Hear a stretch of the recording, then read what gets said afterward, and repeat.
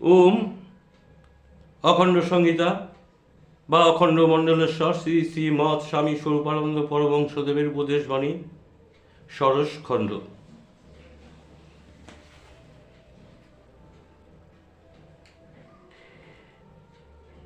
আমি কখনই তোমাদিগকে এ কথা বলি নাই যে তোমরা জোর করিয়া জাতিভেদ তুলিয়া দাও, কিন্তু জাতিভেদের কুসংস্কার তোমাদের অন্তর হইতে অবিলম্বেই তুলিয়া দিতে হইবে।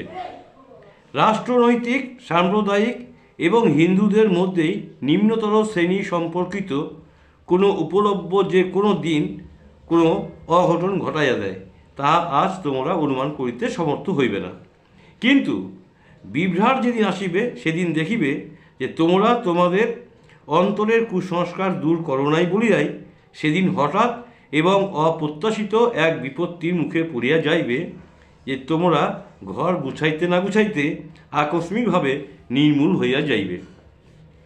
ইতিহাসের শিক্ষা তোমরা মানিতে চাও না, কিন্তু তাহার ফলে তোমরা নিশ্চিহ্ন হইয়া যাইবে। জাতিভেদ বিদূরণ করিয়া সর্ববর্ণের মধ্যে বৈবাহিক আদান প্রদান স্থাপন করিতে এখনই বলিতেছি না, কিন্তু হঠাৎ যদি আফগানিস্তানের ভেতর দিয়া কোনো বিজয়ী পারস্য সম্রাট আরব হইতে চীন পর্যন্ত সমগ্র ভূখণ্ডের সকল জাতির সৈন্য সমাবেশ লইয়া ভারতে আপতিত হয় এবং তোমাদের কন্যা, ভগিনী, মাতা এবং পত্নীদিওকে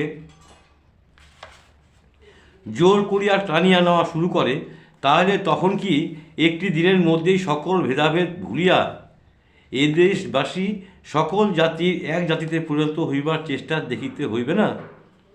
বিধর্মী আত্মায়ী দ্বারা শূদ্র, ব্রাহ্মণাদির কুমারী, সধবা ও বিধবাদের উপরে নির্বিচার পাশবিক অত্যাচারের চেয়ে কি শূদ্র ব্রাহ্মণের বৈধ বিবাহ অধিকতর অবমাননাকর হইবে?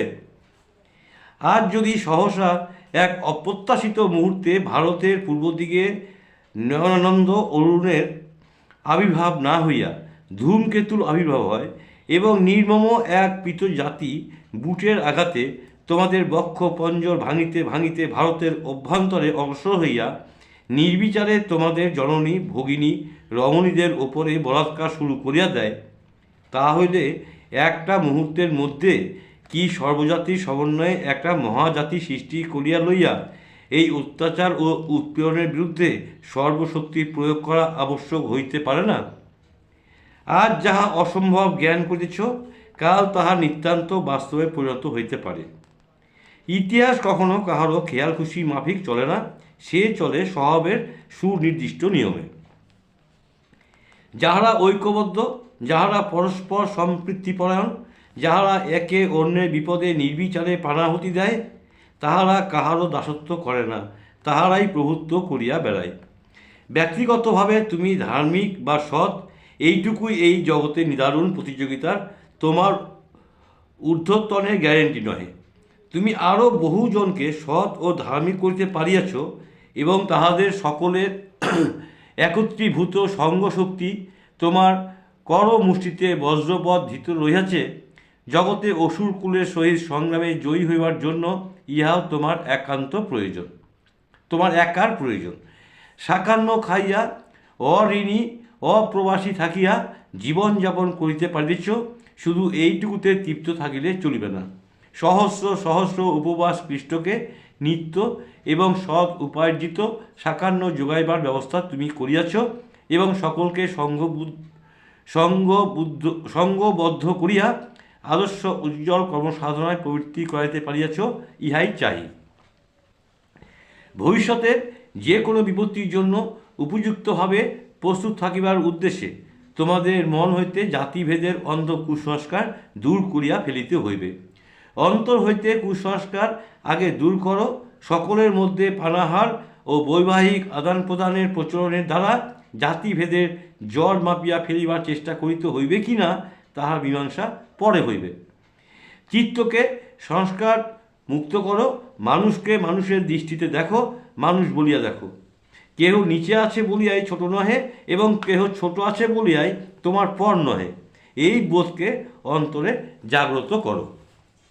বিপদ যতই ঘনায় আসুক, তোমরা ঈশ্বরে বিশ্বাস ত্যাগ করিও না।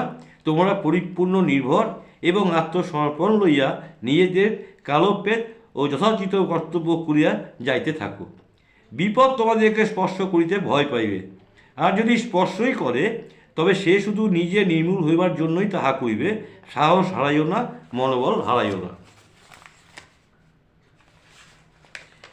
ব্যক্তির দিকে না তাকাইয়া তোমরা সমগ্র সমাজের দিকে তাকাইয়া চলো। সমগ্র সমাজের প্রয়োজনের দিকে তাকাইয়া নিজ নিজ ব্যক্তিগত কর্তব্য নির্ধারণ করো। একের অপরে প্রভুত্ব প্রতিষ্ঠার চেষ্টা না করিয়া প্রত্যেকে সমাজটির সর্বাঙ্গীন কুশলের একান্ত ও অনুগত সেবক হও।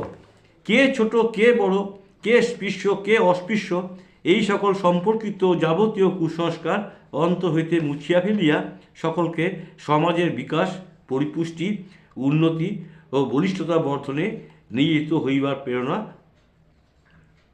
দাও এবং নিজেদের আচরণের মধ্য দিয়া সেই প্রেরণার যথার্থ প্রমাণিত করিয়া যাইতে থাকো। ব্যক্তিগত সৎসাহস ও অকুতভয়তাকে ব্যক্তিগত ঋদ্ধি বর্ধনের সহায়ক রূপে প্রয়োগ না করিয়া হয় ব্যক্তিগত ঋদ্ধিকে সমাজ হিতের অধীন করো, নয় ইহাদিওকে একমাত্র সমাজের হিত সাধন কল্পে প্রয়োগ করো। ওম হরি ওম হরি ওম।